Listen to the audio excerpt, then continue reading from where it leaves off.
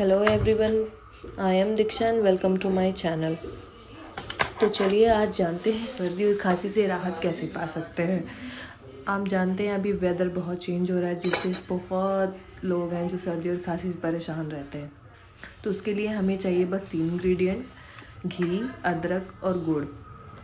उसके लिए हमें क्या करना है, कढ़ाई को थोड़ा सा गर्म होने देना है और उसमें डालना है 2 चम्मच घी।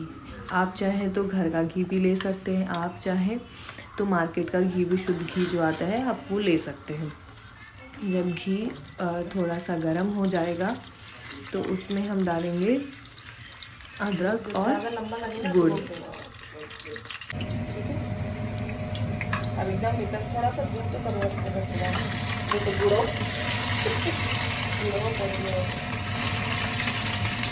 और आग करना है थोड़ा मीडियम पे।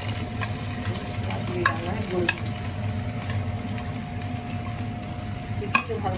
अगर आपको मेरी वीडियो अच्छी लगी हो तो प्लीज़ लाइक और सब्सक्राइब ज़रूर कीजिएगा ताकि मुझे मोटिवेशन मिल सके। Thank you. और जब ये पक के पूरा रेडी हो जाए तो आप इसको हल्का ठंडा होने पे सर्व कर सकते हैं।